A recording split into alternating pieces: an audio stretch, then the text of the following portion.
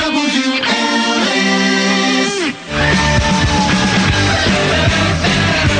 weather happens, stay informed with comprehensive forecasts from the Weather Channel on 890 AM WLS. Jake Hartford is on 890 AM WLS.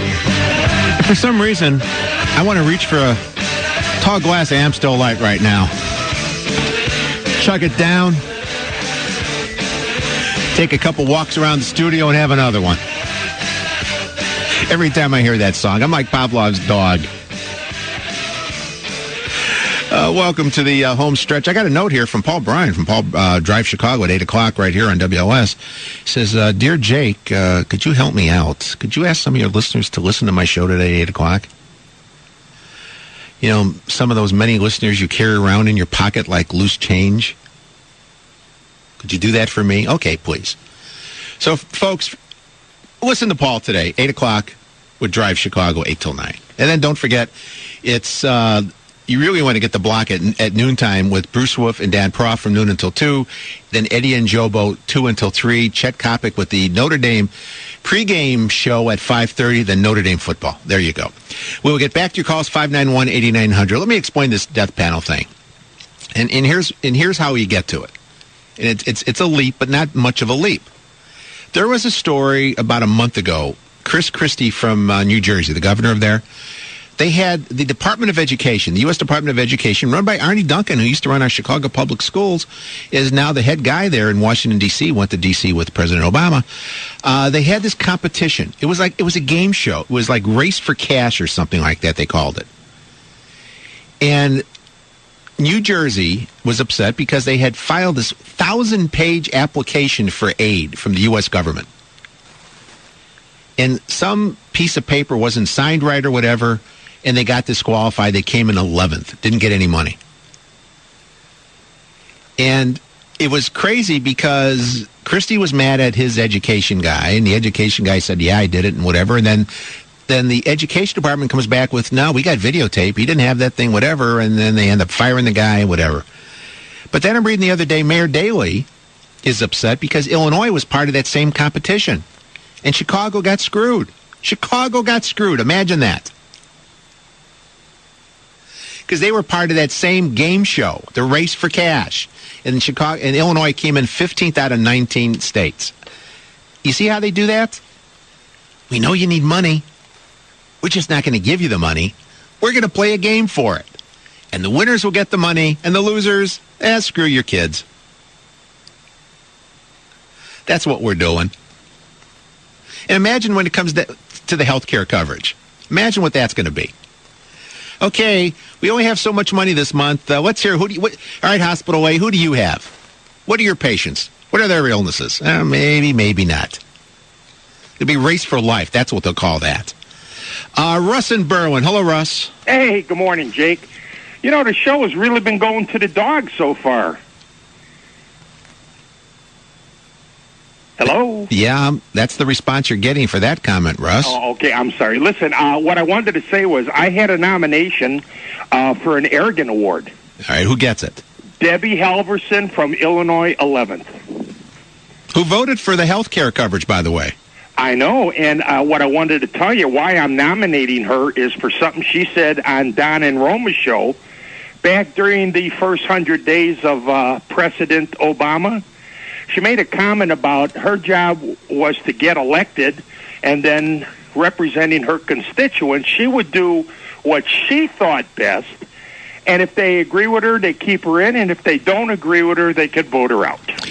Is she running ads of touting the fact that she voted for Obamacare? No, but she's running ads against her opponent, and I swear to God, the old guy with the hollow eyes and the mustache is a relative. They're blasting her opponent on there. He's one of your relatives? Pardon me? He's one of your relatives? One of hers. Oh, well, that's you can do that. I don't think any of my relatives would speak up for her. I'm stuck with out-of-pocket Dan Lipinski. Now, he voted against the health Obamacare. He did. That was, one of the few things. And I call him, and once in a while he'll return my call or at least send me a letter or something. He'll reply, a postcard or something. He's been pretty good for doing that. But then my other representative, the senator, the Dick, Durbin. Yeah. He never replies, and his people in his office are very, very arrogant.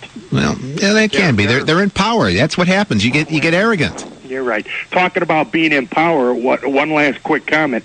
Rosansky on the sports report. If you're going to fire him if he blows the score on the Dallas and the Bear game, and he's going to be reverted to cover Northern Illinois and Illinois. I'm a graduate of Northern Illinois, and I take offense to have Joe Rosansky cover that game. Okay, with that, we're going to go. Thank you, Russ. Thanks. Bye, Jake. It's just people helping people. That's all it is here. All right, buckle up, strap them down. Here it comes. Paul from Downers Grove. Good morning, Paul. Yeah. How you feeling, Paul? Oh, I'm feeling fine. You know, on Friday nights, we're up late stuffing our literature bags so we can go and knock on doors and try to get the truth out to them. And you're telling people about the candidates who voted for Obamacare? You're letting people know who they are? Talking about Obamacare, I'm here in the 13th Congressional District where we got incumbent Judy Biggert that took all kinds of money from the health insurance companies, and then she voted to allow them to not cover people for pre-existing conditions. Let me ask you a question, Paul. All right. Do you use heroin?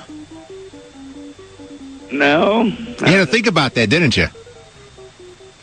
I've never used it, no. Now, but you know, if you did use it and you had to go to a program for addiction for heroin, did you know under the Obamacare you're paying for that? You're paying for that program whether you use heroin or not.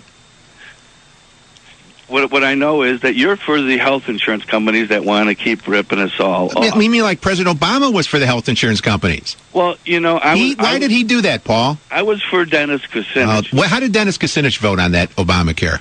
Dennis Kucinich was the one that was holding out for universal health care. How did he vote? How did he vote on Obamacare? Yes or no? What did he do?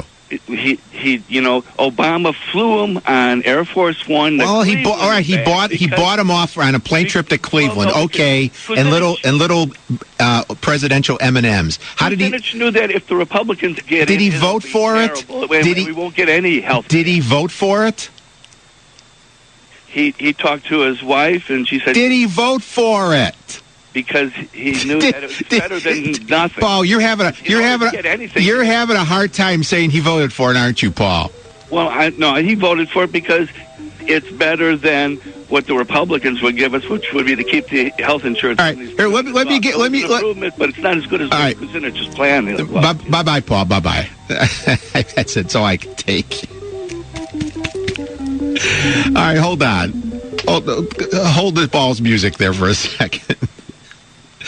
I went back and checked last week the presidential Saturday, the speeches. And a year ago, let me give you a quote from what the president was saying a year ago during his weekly address.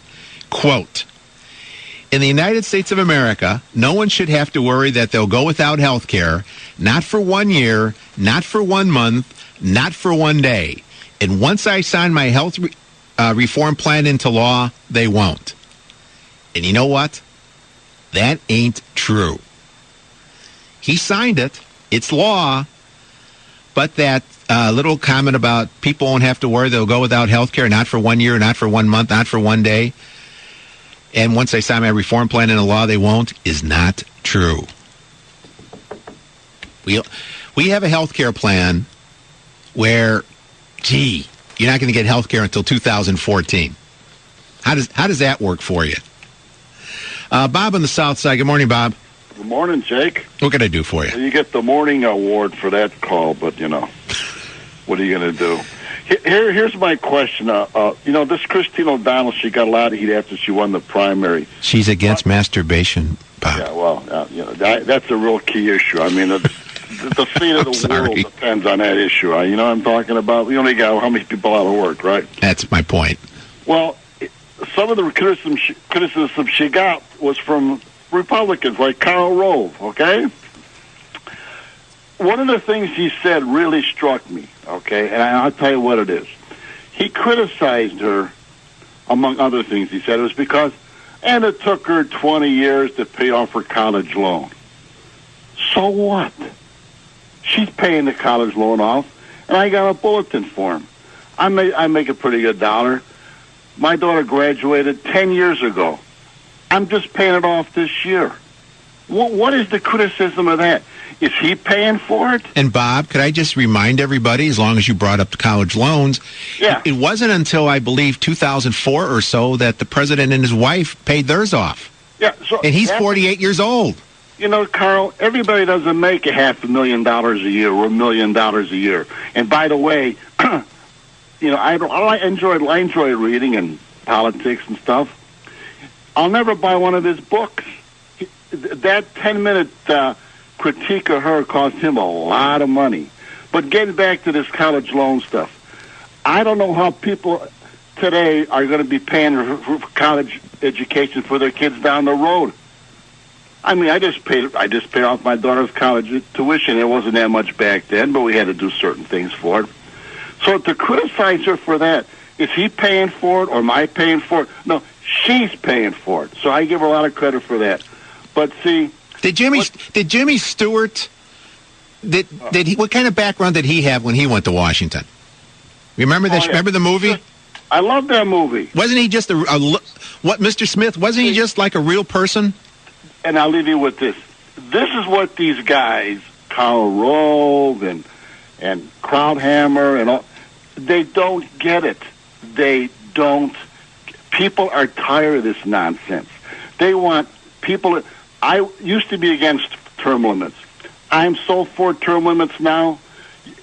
It's exactly what we should do. You go in there, you do a job after 1 term, 2 terms, whatever, and you let somebody else go in there and try to do the best job they can do. Yeah, professional politicians we don't need. Hey, Bob, let me ask you one question before you go. Yeah. You were on the Sox bandwagon this year, weren't you? I'm always on the Sox bandwagon. Didn't it just kill you when they blew the 3 to the Twins this week? Yeah, you know why that happened? The Twins are better. They're just a better team. But hey, I got 2005 to think about. But other than that, it's too bad. You know, the year turned out. Yeah, your memory only has to go back 5 years, unlike over 100 for some other people. Yeah, I go back 5 years, and your sportscaster guy, he goes back 102 years. Thank you, Bob. Have a nice day. 6:49. Back after this on WLS. Jake Hartford is on 890 AM WLS.